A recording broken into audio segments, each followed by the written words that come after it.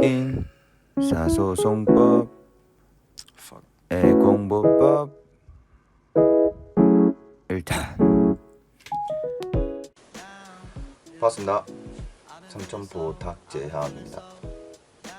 채널명을 타코야끼에서 삼천포 탁재학으로 바꿨습니다. 닉네임 쓰려니까 좀 오그라들어가지고 그냥 제 실명과 함께 채널명을 바꾸기로 했습니다. 우선은 27일을 기준으로 1차 시험이 끝났죠. 일단 다들 고생했습니다. 진짜 고생했습니다. 저도 1차를 친 게 진짜 엊그제 같은데 정말 시간이 빠르네요. 제가 1차를 딱 쳤을 때 이제 가다반을 채점을 하고 합격 확신을 하고, 저는 일단 1차 점수는 혹시나 궁금하신 분도 계실까봐 산재는 95점, 민법이 97.5, 자연과학이 80점 이렇게 나왔습니다. 그때 합격을 확신을 하고 바로 2차 준비를 들어갔죠. 근데 저는 이제 특이한 케이스로 그때 코로나 때문에 3개월이 연장이 됐죠.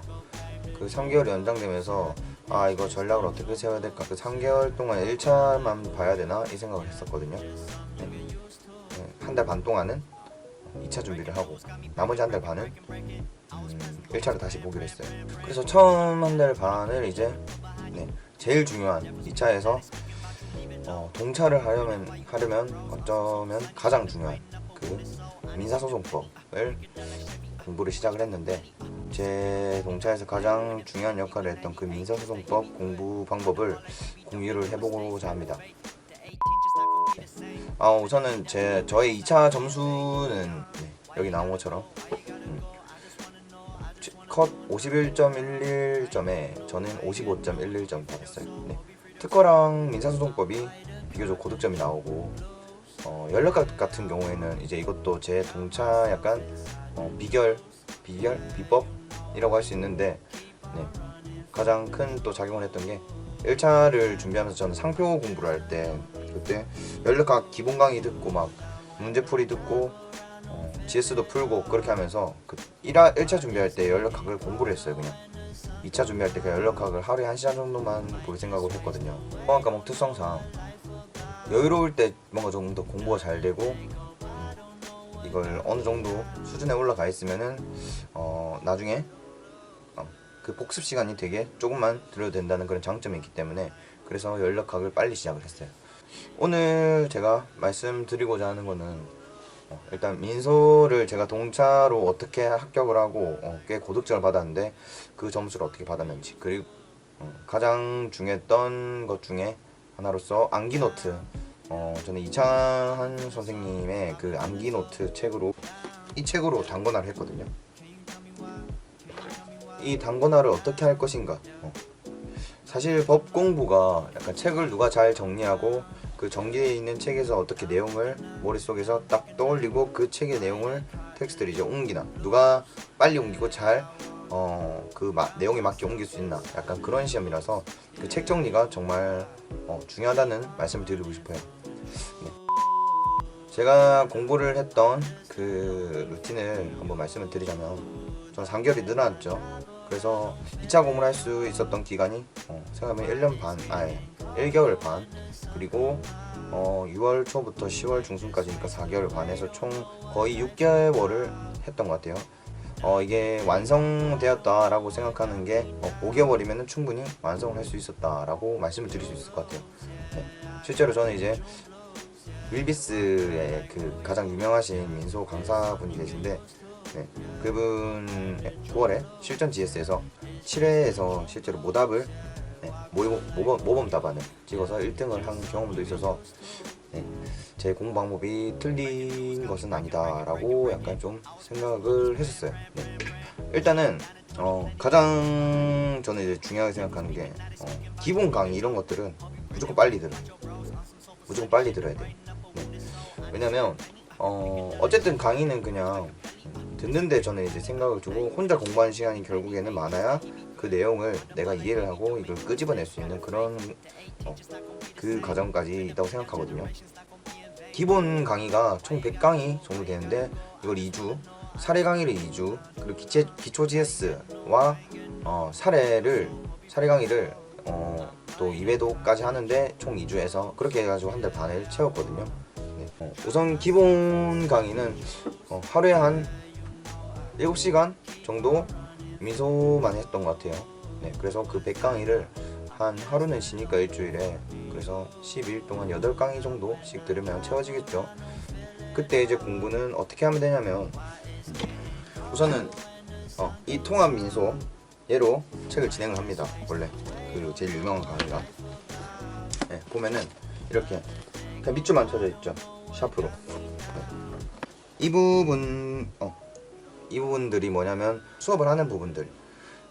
워낙 민소가 양이 많다 보니까 그 수업한 부분들만 밑줄을 딱 긋고, 네, 그 부분만 그 강의 하고 이제 복습할 때, 강의 듣고 복습을 할 때 그 부분만 그냥 읽고 넘어갔어요. 아, 이런 말이구나 하고. 왜냐면 어차피 법은 어려워서 내가 이거를 어느 정도 통달을 할 건데 지금 완벽히 이해해봤자 그때 이해한 게 정확하지 않을 거예요. 그리고 그렇게 정확하지 않은 이해를 위해서 시간을 그렇게 많이 쏟는다, 그거는 너무나 비효율적인 공부 방법이에요. 네. 그래서 어쨌든 책을 빨리 읽고 돌아와야 된다는 생각이 있어가지고, 그래서 네, 강의 때 밑줄 그은 것만 빨리 읽고, 네, 그렇게 해서 1회독을 채우고, 그 다음에 바로 2주 끝나고 2주 동안 사례 강의를 들었어요. 사례 강의는 이제 한 75강 정도 되는데, 이거는 하루에 한 6강의씩 해가지고 12일 동안 하면은 그 정도 되겠죠. 그 수업해주는 부분들만 또 밑줄 그어서 그 부분만 봤어요. 네. 어쨌든 빨리 딱 끝내고 강의하고, 강의 듣고 나서 바로 1회독 하고, 네, 그렇게 하면서 이제 한 달이 채워졌죠. 그 다음에 기초 GS를 들었어요. 기초 GS는 뭐냐면 그룹 스터디의 이제 약자인데, 그냥 다 같이 쓰고 한번 써본다라는 거기서 나온 서술형 모의고사의 굳어진 고유명사처럼 약간 부르고 있는 것 같아요. 하루에 하나 정도 해서 GS 공부할 때 가장 주의해야 될 게 GS는 무조건 많이 써야 돼요. 자기가 많이 써보고 처음에 시행착오를 많이 겪어야 돼요. 저도 그 답안지가 완성될 때까지 엄청난 시간을 쏟고, 처음에 이게 맞나 싶을 정도로 진짜 형편없는 답안지를 만들고, 네. 근데 이제 그 답안지들은 어차피 내가 나중에는 이 답안지보다 무조건 잘 쓸 거예요. 그래서 버려. 절대 안 볼 거예요, 그건. 1시간짜리 2문제니까 그거를 꼭 적고, 그 다음에 답안지랑 비교해보면서 이렇게 푸는 거구나, 이렇게 푸는 거구나 하고, 그렇게 기초 GS 강의를 들었어요. 네. 이거 할 때 또 가장 중요했던 게 법조문을 찾아보는 연습을 꼭 계속 해야 돼요. 왜냐면 시험장에서는 법전이 두꺼운 게 주어져요. 네, 그래서 여기서 내가 쓰려는 법조문을 딱 찾아서 바로 적을 수 있어야 돼요. 뭐 적다 보면 외워지는 게 많긴 한데, 어쨌든 그 연습을 많이 해야 그 위치가 기억이 나고 그게 현출이 가능하거든요. 네. 근데 이제 저런 법조문 들고 다니면 좀 무겁죠. 그래서 저 지난 영상 때 나온 그 같이 부둥켜 안고 이런 그 친구가 이렇게 하길래 저도 따라했는데, 필요한 부분들만 이렇게 줄여가지고 이 부분들만 갖고 다녔어요. 이렇게 특허법, 그리고 실용신원법, 상표법, 그 다음에 부경법 하고 민사소송법, 민사소송규칙, 민사집행법까지 해가지고 이렇게만 뜯어가지고 제본을 해가지고 이렇게 다녔어요. 그걸 끝나고 나면 이제 거의 한 일주일 정도 남았었는데, 그 일주일 안에 사례를 2회독은 해야 되겠다 싶어가지고, 그 사례가 뭐냐면 그 문제집이거든요. 얘처럼 이게 문제집인데 이런 식으로 문제들이 있어요. 얘네들을 보고 이제 이런 문제가 나올 때 이렇게 풀어야 되는구나 라고 감을 익히는 책이에요. 민사소송법이 워낙 어렵고 하다 보니까 얘를 그냥 기본 책만 보고는 그냥 이해도 막 그렇게 잘 되는 것도 아니고, 적용을 어쨌든 해야 되는 건데, 그거를 저도 친구한테 조언을 듣고 이제 사례 문제집에다가 뭐 좀 정리를 하면서 사례를 팠죠. 사례를 2회독 해야겠다 싶어가지고, 네, 이걸 남은 일주일 동안 하루에 한 100페이지 정도 보고 나면은 이게 거의 한 700~800페이지 정도 되는 800페이지 정도 되는데, 그거를 어쨌든 다 회독을 할 수 있어요. 그렇게 한 다음에 다시 1차 공부로 돌아와서 1개월 반 동안 다시 문제를 풀고 복습을 하면서 해서 1차 공부를 마무리했죠. 1차 시험을 쉬고 나서 이제 2차를 시작을 했는데, 우선은 6월 초부터 7월 말 2달 동안은 틀리진 않았지만 약간 비효율적인 공부 방법이 아니었나 싶습니다. 그 윌비스의 그 대형 강사님 그 실전 GS C형을 그거를 듣고 풀고 나서 그다음에 사례를 계속 해독을 했어요. 그 7월 말까지 사례를 계속 꾸준히 회독하고 한 7, 8회 독을 했는데, 그때 정말 많은 시간을 좀 소모하지 않았나 싶습니다. 왜냐면 저는 이제 사례를 한 7, 8회독 하고 나면은 나중에 GS 가서 잘 쓰겠지 하고 그런 막연한 생각으로 공부를 했는데, 딱 8월 초에 곽준영 변리사님 그 GS를 들었는데, 실전 GS B형을 들었는데, 딱 1, 2회를 딱 치고 나니까 이거 내 공부 방법이 완전 틀렸다. 왜냐면 이제 특허나 상표 같은 경우에는 6월부터 대형 그 실전 강의를 들었는데도 뭐 절반 안에 들고 상위권에도 들고 이렇게 하니까 이거 이렇게 하면 되는 거구나 라는 생각은 있었는데, 민사소송법은 일단 1, 2회가 거의 끝자락 뒤에서 5등 막 이렇게 나오길래 이거 완전 틀렸다 해가지고 그때 또 친구랑 많이 고민을 하면서, 연출을 하려면 책이 정리가 되어 있어야 되는데, 제가 사례 이 책에서는 이 사례책에서는 제가 정리를 제대로 못하겠더라고요. 그리고 목차 잡는 것도 되게 곽준영 변리사님 그 답안지를 딱 보고 나서 목차를 이렇게 잡아야겠구나 싶었어요. 8월에 이제 비약적인 발전이 일어났는데, 그게 이제 3회에서 6회 실전 GS를 칠 때는 절반 정도 됐어요. 절반 정도 되고, 뭐 7회, 8회 정도는 이제 좀 상위권에 들더라고요. 막 10등 안에도 들고 5등 안에도 들고, 뭐 문제 하나 정도는 뭐 모분 답안 안에도 들고. 네, 그때 그 비결이